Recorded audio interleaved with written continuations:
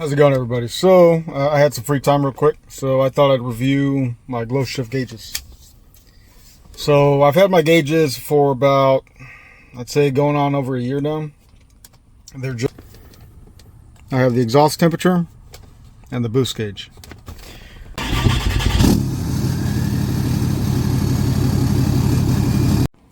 Alright, so in the first part I'm just going to kind of go over what they do, why you need them, and the ones that I look to get in the future. And then the second part, I'm going to show you how I installed them, and I'll just kind of give you a general walk around, kind of like we did with the fuel tank. And then third, we'll go over the pros and cons of my mounting system and how I did it versus the typical pillar mount. And then fourth, we're going to go over the cost and something that I would change. Alright, so what are gauges? Okay, so gauges are in pretty much every vehicle that we drive on the road. Gauges let you know good information for your vehicle so that you know everything is okay while you're driving. So the big thing with most passenger cars, the two most important ones that you see every day are coolant temperature. You also see a voltmeter. So the coolant temperature can show you basically how hot the coolant is. So for most passenger vehicles like this right here, and it'll give you a safe range, and then it'll be a red range. And then the other most common one is the voltmeter. So on the low end it's red, so if your system's not getting charged, that's how you know. Or on the high end it's red, 18 volts, then your system's overcharging, which can also destroy your batteries. And then the other gauges that you usually see on most regular vehicles are the RPM gauge. Some of the older ones don't have this. And then a miles per hour gauge. Let it focus. And then I have my oil pressure. I have a RAM from the factory, basically designed these vehicles. Over time they've added more and more gauges. So over time they've added more and more gauges. And for the most part, they try to put the ones that they seem to be, or they feel like are the most important ones to you. And so for an older vehicle like this one, it's a 2012, this is pretty much what you have. And then whenever you turn the truck on, there's a few other ones in this digital iDash, or it's not an iDash, but this digital dash that RAM comes with. In the digital dash, you have your controls on the left side if you have a RAM. Every vehicle's different. This is when the dashboard started really coming out of only being on gauges. So you have your coolant once again. You have your oil pressure once again, just like you do over here. You have your trans temperature. So the trans temp basically gives you the reading of the oil inside the transmission. And then you have your trailer brake. If it's plugged in, it won't show that. And then for these RAMs, you can set different ones. So this right here, you can turn it up on how much gain whenever you press the brake that it puts to the trailer. We'll go over that in another video. But in these RAMs, they started building these into the factory, so this is also a little gauge for you whenever you're going down the road, in case this one up here is on something else. So these are the gauges for the engine. Now you have other things in here like fuel economy, and then if you have a check engine light, it'll pop up there, and then you can change your units. And for this one, because it's a 12, you have a system setup. Okay, so those don't count as gauges, but those are the basic ones that RAM includes. Now in some of my videos you might have seen how I installed the EGT gauge.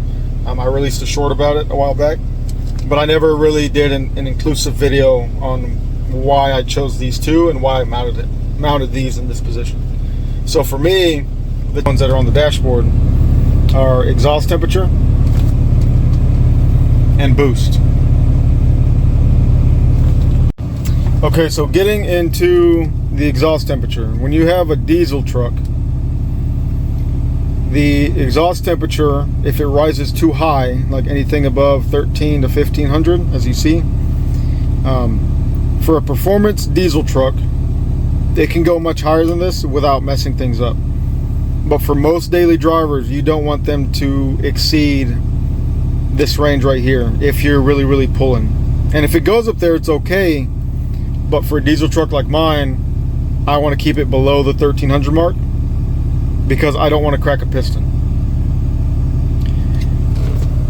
The boost gauge lets you know if your truck has optimal boost. So boost comes from the turbo, and then it goes into your engine. This isn't operating and going up and down. Even though you're going down the road, you know that you'll have a boost leak or you won't get optimum power. So if this ever sticks to the bottom while the truck is under load, then there's an issue.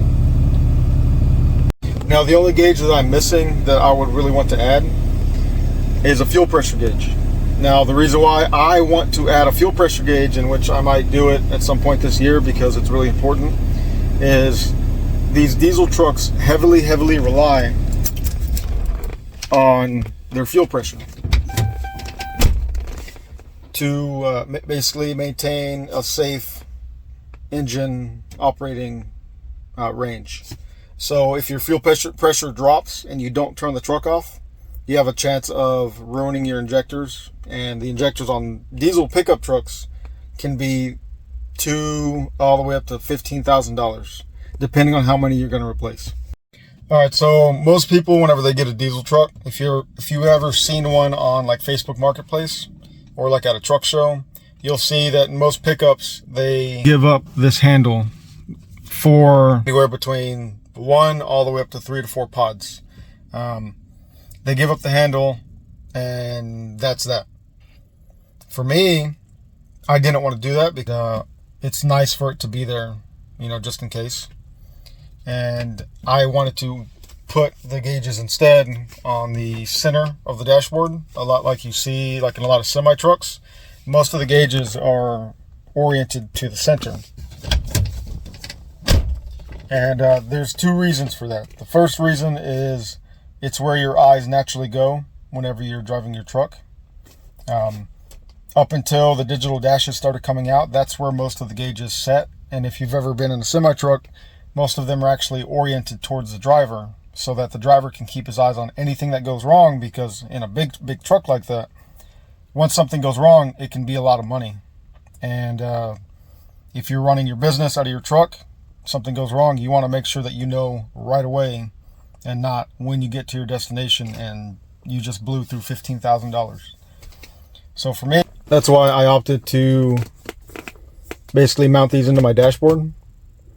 Now, most guys, whenever they have their pickups, they're not going to have a setup like this because they'll still have the factory radio. Now, this being an older truck, I don't have to care as much about doing things like this. I can still operate my radio the way I want to. And I still have space to mount other gauges up here, which is what I probably do with the last one. I'll probably put it on the other side, on this over here, and just point it towards myself. So whenever you get your kit, so these are Glow Shift. I'm not sponsored by them, but they've lasted pretty good. They've worked for me. I've never really had an issue with them. They are on the cheaper side, so you know, like most of us, if you want to save money, this is the brand to go with. Now, there's other brands out there that double and triple in price compared to this one. These are just the ones that I went with because they were the most out-of-the-box ready, and they included everything in the kit for me to install. So they included a mounting bracket. They included all of the hosing that I needed. So like with the boost gauge, it included a boost tube, which you have to actually run to your engine. I'll show you that in a second. And with the exhaust gauge, they included it's called a pyrometer, which also runs to the engine. So nowadays, there's a lot of other systems out there that probably triple and quadruple the price of these, in which it's all electronic, and it's one cable that runs to the back to your engine, and then it spider webs out from there. But if you want to save a little bit of money, you can do it this way instead. It just depends on what your pocketbook looks like and how much you can afford to spend. So with these, I literally just drilled holes in my dashboard. Like I said, not for everybody. This is how I did it. And then I put them where I thought they'd be optimal. I still get airflow. I can still see this even when this is down. It's not in my way. And then I ran my lines underneath and through the little hole back to my engine bay, which I'll show you now. So I've shown off my engine bay quite a bit. Like I said, looks a little messy. Biggest thing is organization, to keep things where you want them. So most trucks, they'll have a little hole right there, and that's where I ran most of my lines. So the boost tube, it's like a plastic tubing, and I ran it to the housing right before it goes into my engine, so I can know what the boost pressure is that my engine's actually receiving. Now, this is the only thing that I wish would have came with an electronic interface instead of it being like this. I would have much preferred like a sensor being here and then a cord going straight to it, just because installing a boost tube like this, it comes coiled, and running it through without actually messing it up or bending it is kind of a hassle. Now the EGT is all electronic until you get right here, and then you run it over the top of your engine and straight to where you want to mount it. Now most people, if you have never done this before, they'll tell you to drill right here in the middle. It's a little hot right now. They'll tell you to drill right there and tap a hole and then vacuum out the mess. Now me being with this truck, it was already shedded some weight, so I have a block off plate back there, and it already had a line ran to it so that I could just install the EGT gauge in there. And I believe it's a 1/8 inch fitting, and then I just chased the threads, added some Teflon, and then the pyrometer gauge went down, and then it screwed into place. Now this is what I did. Like I said, it's not going to work for everybody, but for me, this was the easiest way to kind of set this up and basically keep it out of the way, because anytime you run a new line, you want to make sure that it's not going to run into any moving parts. And then when it's monster ram, there was already a hole in the Banks monster ram. They include, I think, 5 or 6 of these places where you can install gauges so that you can get a readout. All right, so the mounting system. So I kind of touched on it a minute ago, but basically I drilled into the spots in here that had empty space behind them, and what I did was I just mounted them to the plastic themselves, and I just used a couple bolts to hold them in place. So they're actually pretty stiff where they are, and they've never given me an issue bouncing around. Now I'll put an example here of what most pickup truck drivers do. Like I said, I just didn't want to go that route because I like using my handle, and I occasionally have a phone mount that goes to it because I don't like phone mounts that stick to the window, kind of in the way. And I use this for other video things. So just my 2 cents on why I did it this way. All right, so as of right now, all the prices have gone down a little bit with Glow Shift. They range from about $50 for the boost gauges all the way up to, I think it's $140. I'll include everything that I installed in the description below. I get a small kickback from that. I'd appreciate if you use them. And then ask any questions you need to once you buy them, and I'll help you as best as I can. But for about $350, you can pretty much get any 2 to 3 gauges that you want from Glow Shift. And the big pro with them is that at night you can actually choose the color. We'll turn it off, do it again. So the starting sequence for these, as soon as you open your door, when your radio cuts off, you have to tap it into the radio for the remote wire. Right when you turn it on, they go through a cycle. See, this one's still reading immediately. This one doesn't do it. But you can choose your color. And then, or you can choose it to change, just like that, and it'll cycle through. But it remembers what you choose, and it actually will light up to the same color every single time. So the big pro with how I mounted mine is that they are not in my line of sight whenever I'm trying to drive safely on the road. The only con that I would say is if you care about your dashboard, you might have to put them on top instead. Or I've even seen some people route them literally into the headliner here. But it really just depends on how you want to do it. But I'd say for $300 and you get to monitor the ones that you need, it's a pretty good value proposition, because it doesn't cost that much money to install them, but it might save you on thousands in case something fails, or say your exhaust gets like your turbo gets stuck closed and this starts shooting through the roof. You can turn the truck off, you know, long before, or back off of the throttle before something actually happens. Like I said, the only one that I'm looking to add next is a fuel gauge, and I'm probably going to put it on this side and just angle it towards me. But it's really driver preference. This is just how I prefer to do it. So for the most part, I'm happy with the way that I mounted my truck up. But the only thing that I probably would change is, and I might in the future, because just, you know, you always want to change things to your liking. The only thing that I would change is putting the gauges next to each other in a row. Gauge, I think what I'm going to do is 3D print something, because there's screws right here, just align. Now, like I said, I didn't do that.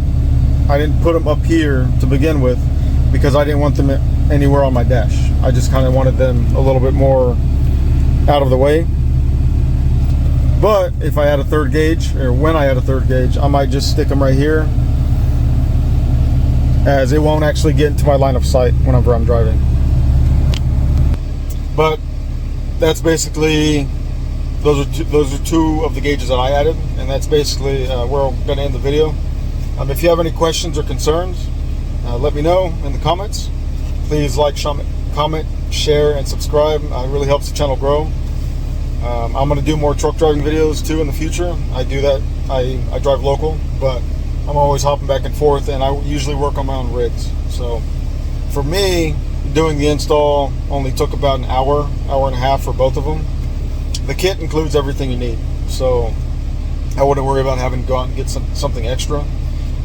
The one big critique that I would make before you decide to get a boost gauge, for example, is try to find an electronic sending unit instead of this one, because I think Glow Shift makes one now. But with this one, running the line, the hose to the intake elbow, or the intake horn as it's called on these Cummins, is the most challenging part, because if you don't run it a certain way, or you try to force it in a certain way, the way that it's coiled, it'll actually crimp and bend, and then you won't get an accurate boost reading. So, but yeah, that's just something to keep in mind. I'm going to go ahead and end it here. I hope y'all have a very blessed day and a good work week.